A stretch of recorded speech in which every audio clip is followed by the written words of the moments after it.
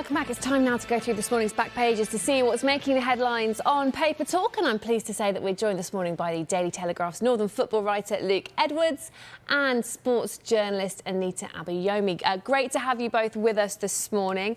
Plenty to get through as well. So let's start with the Daily Mirror, shall we? And we've mentioned this already this morning.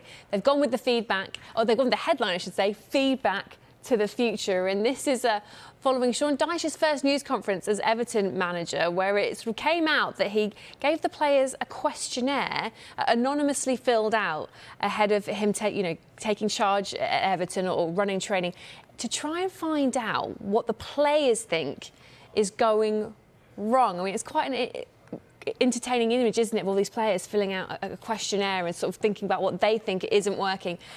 Luke, it's a really interesting tactic. We know Sean Dyche has his own ways of doing things, but what do you make of this approach? It's very Sean Dyche, if I'm honest. One of the things I noticed about him when I saw the clips on Sky Sports News was how fit and well he looked. Actually, he looked really trim. He looked refreshed from his break. I think by his own admission, I think he'd got a little bit jaded and things had gone a little bit stale at Burnley. And it's slightly different, isn't it? I mean, it's not something I've heard before about questionnaires being given out. I wonder if it was pen and paper or electronic. I don't know. But it's certainly a novel way of trying to canvass opinion from the squad and make them feel like they're being listened to. I think that's probably the most important lesson that it is. It's about trying to show to the players, I'm the new manager, but I'm not just going to come in here and tell you what I think needs to change or what needs to be done. I want you to work with me. So I quite like it from that respect. It's inclusive. And yeah, it's very Sean Dyche. He may have this kind of gruff image, but he's actually, a bit like Sam Allardyce was in his day. He's actually very much equipped with modern techniques, modern coaching methods. And I'm absolutely fascinated to see how he does at Everton, because he's sort of been waiting for that bigger club than Burnley for a long, long time. Nobody would take a chance on him when he was at Burnley. He's now got that opportunity, albeit in very difficult circumstances, at Everton. You do wonder if he's been doing some sort of management courses or some reading around it, because it's very 360 feedback, isn't it? The corporate bods everywhere will be going, this is how you do it, Sean. Anita, Dyche does say that he's a bit of a Marmite manager. Not everyone wants him. He suits some clubs more than others. Do you think he is the man to keep Everton in the Premier League? Yeah, so firstly, that headline was absolute class. I saw the headline and I thought, yeah, that made me chuckle a little bit. But it's kind of like what Luke said. I really think it's a really nice tactic from him. It's an honest tactic from him. And I feel like that could be probably the difference in what it makes to keep Everton up, keep Everton in the Premier League. And the key thing that he said in his conference, which stuck with me for quite a while, was the word alignment. And getting the fans aligned, getting the manager aligned, getting the staff aligned, the players aligned. That is so important in football today. And I feel like it's such an underrated tactic. He knows there's issues. He knows the fans are unhappy and he's addressing it head on. And I think that might be the difference to what keeps Everton above ground in the Premier League as opposed to them getting relegated. And, they're only, a couple of points away from the relegation zone, away from becoming out of the relegation zone. So with that being said, I still think that there's a lot of things Sean Dyche needs to do, but it's not so far off an ask to keep them up above in the Premier League. Luke, Anita mentioned it there, sort of the difficult backdrop at Everton generally. Dyche himself has called for unity from the fans and just to sort of get the supporters on the side of the team. How difficult is it going to be for him with everything going on there? Yes, you want the supporters and the fans to back the team, but they're really not happy with the club's board and how you change minds, organically and across the whole spectrum. Organically is the word. It's very, very tough to do that. And I sensed a little bit of irritation from Sean when he was constantly asked about that in his press conference yesterday. I think knowing Everton supporters and having covered the club from afar, really, I think they will rally behind the team when the team really needs them. We saw that last season with Frank Lampard. There were some wonderful atmospheres at Goodison Park and even in the city as they sort of fought their way clear of relegation last season. I think it probably will happen organically. I think the supporters will want to welcome Sean to the football club. They will be desperate for him to succeed. I think everybody knows how disastrous relegation would be from a financial perspective for the football club. So I think it probably will happen in due course, but I think it'll only ever be slightly below the surface. So in the end, Sean Dyche is going to have the same situation as every single manager has. He will be judged on results and performances, and if results and performances go well, he will buy the owners some time. They will, the heat on them will be turned down, as it were, and the fans will rally behind him and the players. But if results are bad, as we saw at the tail end of the Frank Lampard reign, that anger and that animosity and that toxicity will flare up again. It will come to the surface and there will be some negativity again, but it's all going to come down to results. But I think in the short term, I think supporters will just want Sean Dyche and the players to succeed because they know what a perilous position they're in. And I suspect they will end up back in the team, particularly during the game, particularly the 90 minutes of the football. OK, let's move on to the Daily Mail this morning, and they're focusing on Chelsea's transfer business. It's a big spread, this, actually. The headline is, "So Potter is armed, but will he be dangerous?" At Chelsea, of course, take on Fulham live on Sky Sports tonight.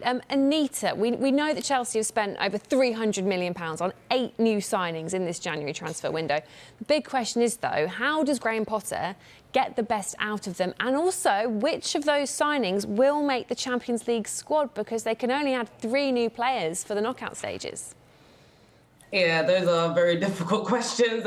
As a Chelsea fan myself, having watched this entire season, there's so many things that Graham Potter he'll need to address in the change room and obviously on the pitch as well, especially the fact that we are not scoring many goals. And what Chelsea fans want to see are a lot of more goals, especially with Mudryk and João Felix in the equation and Fofana coming into the equation. And of course, the big signing, Enzo Fernandez. So it's going to be difficult to see how Graham Potter integrates all of these players into this team, because right now Chelsea are spoiled for options. Let's keep it real. They are spoiled for options. So he needs to do something in order to get this team firing again, in order to get them scoring again, and in order to make them look dangerous again. Because right now you don't see a Chelsea team that's dangerous. You don't see a Chelsea team that you fear. So with regards to the Champions League, I think for me, it's pretty much a no-brainer. You've got to get Enzo Fernandez in there. You've got to get Mudryk in there. You've got to get Felix in there. It's a no-brainer for me. There's going to be a couple of players that will probably have to take the hit for it as well, especially if he wants to get more in there. But at the end of the day, business is business, and Chelsea definitely need to get scoring again. They need to get firing again, and this is the way he's going to be able to do it. And the Champions League, I'm not saying that Chelsea can win it, but winning it might be the only way that they're able to get into that Champions League spot. So it's going to be interesting to see, nonetheless. Well, if Graham Potter's listening this morning, Anita's just solved the problem for you, told you exactly who should be and going in that Champions League squad. Look, Chelsea have spent nearly £600 million on players across 2 windows, which is a huge amount of money. But the big question is, what does that mean for the future of their English players? In your paper, the Daily Telegraph this morning, you focused on Chelsea's homegrown players and the feeling that they could be sold if the club failed to qualify for the Champions League. Tell us more about that.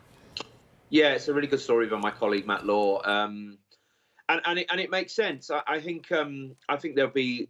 I'm surprised more players didn't leave towards the end of the transfer window. I think a lot of clubs in the Premier League were expecting that to happen. Chelsea seemed strangely reluctant to do business with clubs, particularly over someone like Conor Gallagher, who Newcastle were very much after right up until the deadline, really. And those young players who come through the academy, they will be questioning everything. But this is what Chelsea have done as a business model for some time. They've made a lot of money to invest in the transfer market by selling on, by loaning out players from the academy. But I think they've got way too many players. And what I will say on the situation at Chelsea is, we talked about Sean Dyche just when we came on, and I think Graham Potter's got just as tough of a job as Sean Dyche has got at Burnley, because what we're going to see now is that the fans and the media, ourselves in the media, are focused on the recruitment and the players coming in. We're now talking about the players that might want to leave, and rightly so. There's a big batch of them who will want to leave because they'll need first-team football. But what now does it mean for Graham Potter's future? How is he going to gel that team together? This strategy, I think, if I'm being polite, I've called it scattergun. It's never really worked before for a manager in the short term to bring in a load of players and then, throw them all into the mix and say, come up with something palatable from that. Cook up a recipe from these raw ingredients we've given you. I think he's going to be under huge pressure. They haven't had a very good season. I agree with Anita. The Champions League, I think, is going to make or break Chelsea's season, and it could end up making or breaking Graham Potter's Chelsea manager. I don't think they should be considering a change in the dugout. I think they have to now give him the time, but the pressure will build on him because they spent so much money. And let's be honest here.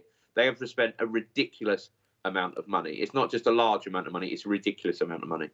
It is huge sums. And before we go, we're going to touch on very briefly the Green Footballing Weekend that is coming up this weekend, and what clubs is aiming to highlight the decisions that each individual can do to make their bit to help the planet with Green Football Weekend. Anita, just very quickly, the article in The Guardian questions whether clubs are doing enough to take the issue seriously. What's your thoughts on how football in particular approaches these climate issues and highlighting them? Yep, so I definitely feel there's definitely a lot more to do in order to highlight these situations. However, I look at the Premier League Sustainability League and I see clubs are improving gradually. I look at Tottenham, who have drastically improved, Liverpool, who have drastically improved. I think Tottenham, they earned 4 sustainability points last season. I think they're earning it again this season. And it just shows that clubs are trying to move towards a more greener environment. Of course, there's more that clubs can do. There's always more that clubs can do. There's always more that fans can do. But at the end of the day, I do see an improvement, and that's what matters in football right now.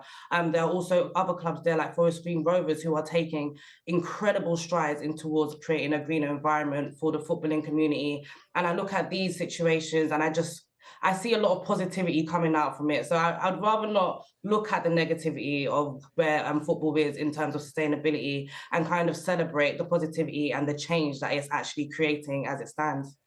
It's all about those small changes all of us can make individually and, sport as a whole. And we're running out of time, but before we let you both go, Luke, we couldn't not mention your beloved Newcastle United reaching their first major cup final in 24 years.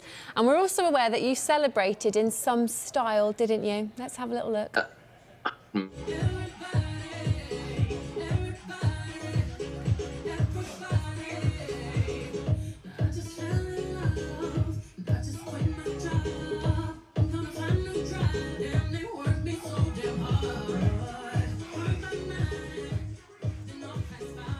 Newcastle United not breaking your soul now, are they? Oh, Anita's showing you how it's done too. I love the moves, Luke. The moves were there. I love it. Yeah. Dear, oh dear. Yeah, it's not the first one I've done. I don't know why I do them, but laugh and dance more was one of my life goals after surgery. I think about 18 months ago. So that's where the dancing videos come from. They have a mixed reviews online, Anita. Mixed reviews would be a polite way to put it. Well, Anita and some lessons. We're both loving them, so keep them up and definitely dance more. Have you got any special moves planned or something maybe in the locker if Newcastle do end that long wait for the trophy? I come up with the song first, the moves later. I can't reveal anything yet ahead of the final at Wembley. I think that would be presumptuous. But if Newcastle do win, there will be something, I'm sure. OK, we'll keep a keen eye out for that. Luke, Anita, brilliant to have you on this morning. Thank you for joining us. Thank you. Don't forget, you can get an early look at tomorrow's sports headlines on back pages tonight. Shabana Ahern and Charlie Wyatt from 10:30 tonight here on Sky Sports News.